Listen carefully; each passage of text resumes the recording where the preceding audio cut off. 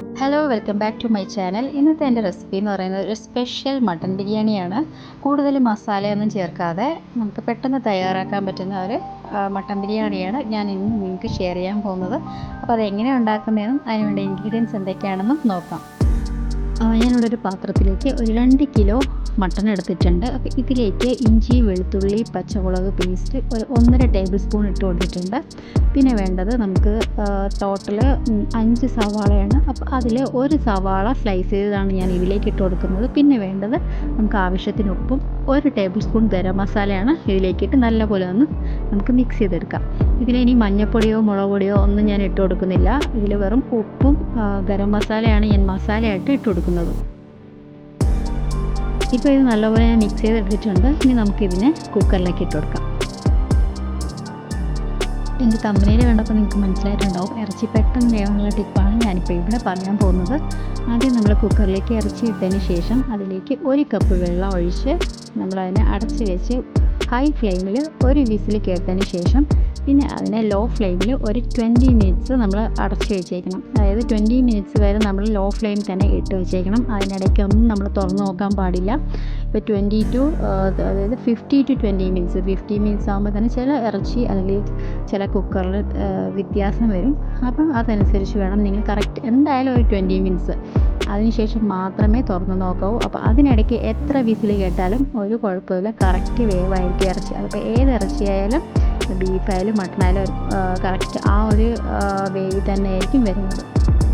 ഈ ഒരു ടിപ്പ് നിങ്ങൾ ട്രൈ ചെയ്തിട്ടില്ലെങ്കിൽ ഒന്ന് ട്രൈ ചെയ്ത് നോക്കണം, എന്നിട്ട് എനിക്ക് ഫീഡ്ബാക്ക് അറിയിക്കണം. അപ്പോൾ ഞാൻ ഇറച്ചി വെച്ച സമയത്ത് ഞാൻ സവാള മൂപ്പിക്കാൻ ഇട്ടിട്ടുണ്ടായിരുന്നു. അതെല്ലാം മൂത്ത് ഞാനിപ്പോൾ വേറെ പ്ലേറ്റിലേക്ക് എടുത്ത് മാറ്റിയിട്ടുണ്ട്.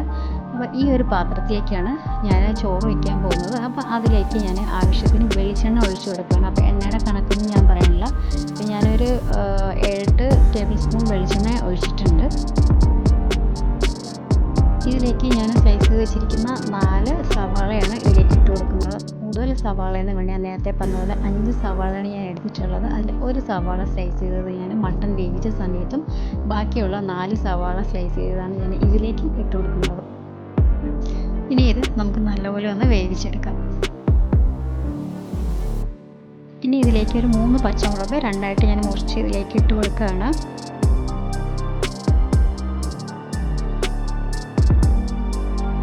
ഇനി ഇതിലേക്ക് ഒരു 1.5 ടേബിൾ സ്പൂൺ ഇഞ്ചി വെളുത്തുള്ളി പേസ്റ്റും കൂടെ ഇട്ട് നല്ലപോലെ ഒന്ന് സവാളയൊക്കെ ആയിട്ടൊന്ന് മിക്സ് ചെയ്തെടുക്കാം. ഇനി ഇതിലേക്ക് മല്ലിയിലയും പുതിനയിലയും ഒന്ന് ചതച്ചെടുത്തത് അതുപോലെ 2 ടേബിൾ സ്പൂൺ ഇതിലേക്ക് ഇട്ട് കൊടുത്തിട്ടുണ്ട്. അതും കൂടെ ചേർത്തൊന്ന് നല്ലപോലെ ഒന്ന് നമുക്ക് മിക്സ് ചെയ്തെടുക്കാം.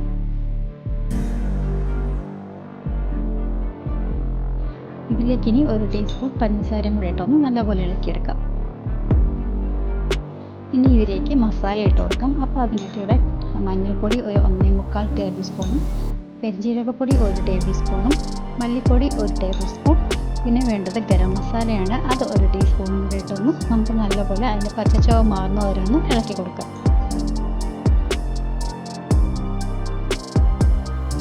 ഇപ്പോൾ മസാലയുടെ പച്ചച്ചുവയൊക്കെ മാറിയിട്ടുണ്ട്. ഇനി ഇതിലേക്ക് നമുക്ക് 3 തക്കാളിയാണ് ഞാൻ ഇതിലേക്ക് വലിയ പീസാക്കിയിട്ടാണ് അരിഞ്ഞിട്ടേക്കുന്നത്.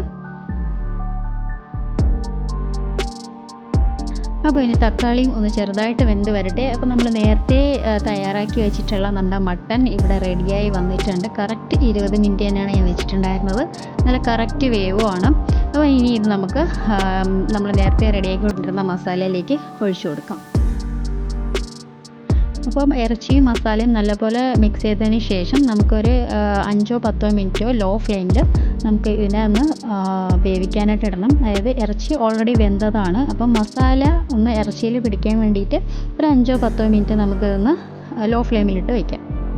അപ്പോൾ ഞാനിവിടെ 5 കപ്പ് അരിയാണ് എടുത്തിരിക്കുന്നത്. അപ്പോൾ 10 കപ്പ് വെള്ളമാണ് ഞാൻ അതായത് നേരത്തെ മട്ടൺ വേവിച്ച അതേ കുക്കറിൽ തന്നെയാണ് വെള്ളം വെച്ചിരിക്കുന്നത്. അപ്പോൾ അതൊന്ന് തിളച്ച് വരട്ടെ. ആ സമയം കൊണ്ട് നമുക്ക് അണ്ടിപ്പരിപ്പും കിസ്മിസും വറുത്ത് കോരാം.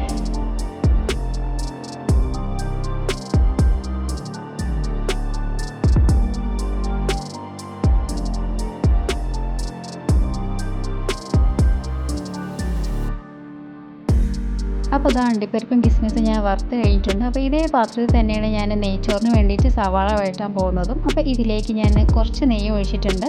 പിന്നെ ഇതിലേക്ക് 2 പീസ് പട്ടയും ഒരു 5-6 ഏലക്കയും ഒരു 5-6 പീസ് ഗ്രാമ്പും കൂടെ ഇട്ട് ഞാൻ നല്ലപോലെ ഒന്ന് ഇളക്കി കൊടുക്കുകയാണ്. ഇനി ഇതിലേക്ക് ഒരു മീഡിയം സൈസ് സവാള സ്ലൈസ് ചെയ്തതും കൂടെ ഇട്ട് കൊടുക്കുകയാണ്.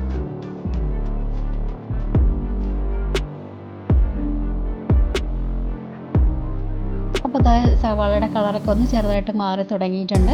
ഈ സമയത്ത് നമുക്കൊരു 5 പച്ചമുളക് മുഴുവനോടെ തന്നെ ഇതിലേക്ക് ഇട്ട് കൊടുക്കാം. നെടുകയൊന്നും ഞാൻ കീറിയിട്ടില്ല, അതേപോലെ തന്നെയാണ് ഇട്ട് കൊടുത്തിരിക്കുന്നത്.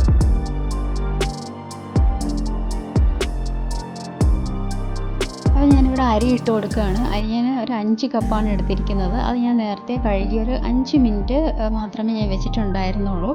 അപ്പം അത് ഇതിലേക്ക് ഇട്ട് കൊടുക്കാം. അപ്പോൾ ഇതിലേക്ക് ഞാൻ ഇട്ട് കൊടുക്കുന്ന അരി ജീരകശാലയാണ്. ഇത് ഒന്ന് ചെറുതായിട്ടൊന്ന് നെയ്യിലിട്ടൊന്ന് വറുത്തെടുക്കാം. ഇങ്ങനെ ഒന്ന് വറുത്തെടുക്കുമ്പോൾ നമുക്ക് ചോറ് തമ്മിൽ ഒട്ടിപ്പിടിക്കില്ല. അപ്പോൾ അതിന് വേണ്ടിയിട്ടാണ് ഇങ്ങനെ ചെയ്യുന്നത്.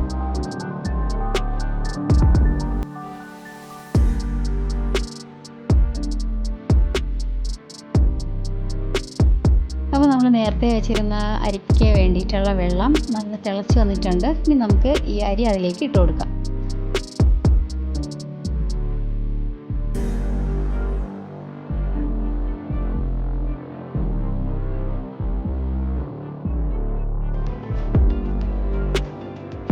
ഇതിലേക്ക് ഒരു 3 ടേബിൾ സ്പൂൺ ഉപ്പും കൂടെ ഇട്ട് ഒന്ന് നല്ലപോലെ ഒന്ന് ഇളക്കി കൊടുക്കാം.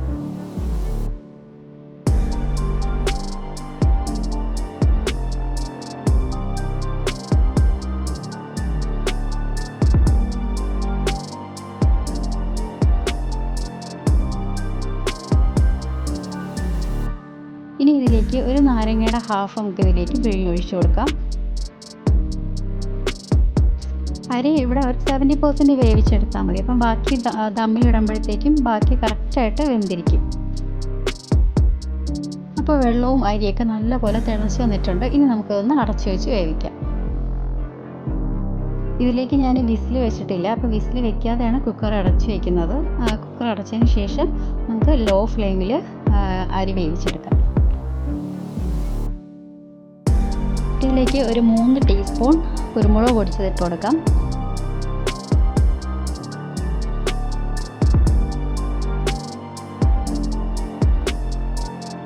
ഇനി ഇതിലേക്ക് അരിഞ്ഞു വെച്ചിരിക്കുന്ന മല്ലിയിലയും പുതിനയിലയും കൂടെ ഇട്ട് കൊടുക്കാം.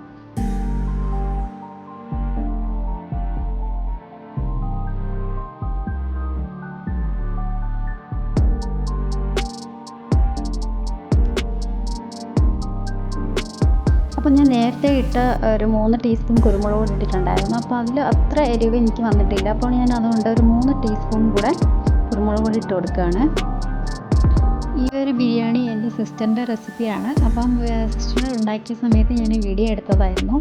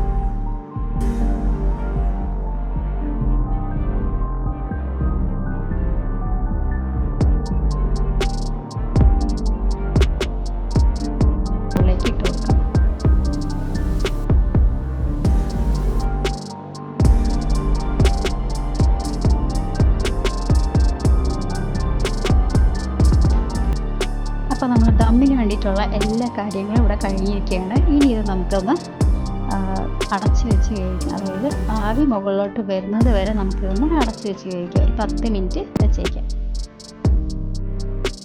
ഇപ്പോൾ ബിരിയാണിയുടെ കൂടെ കഴിക്കാൻ വേണ്ടിയിട്ട് ഇവിടെ സലാഡും ചിക്കനൊക്കെ റെഡി ആയിക്കൊണ്ടിരിക്കുകയാണ്.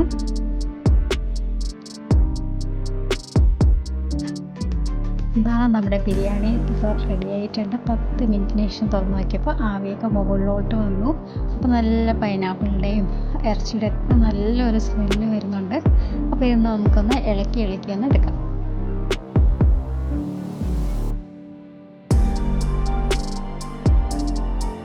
ഇനി ഇതൊരു സെർവിങ് പ്ലേറ്റിലോട്ട് നമുക്ക് മാറ്റാം.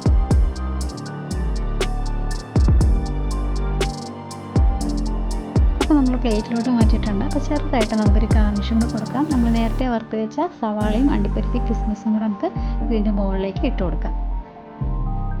കൂടുതൽ മസാലയും കാര്യങ്ങളൊന്നും ചേർക്കാതെ എളുപ്പത്തിൽ തയ്യാറാക്കാൻ പറ്റുന്ന ഒരു ബിരിയാണിയാണ് ഇന്ന് ഞാൻ നിങ്ങൾക്ക് കാണിച്ചു തന്നിരിക്കുന്നത്. അപ്പോൾ നിങ്ങൾ തീർച്ചയായിട്ടും ഇത് ട്രൈ ചെയ്ത് നോക്കണം.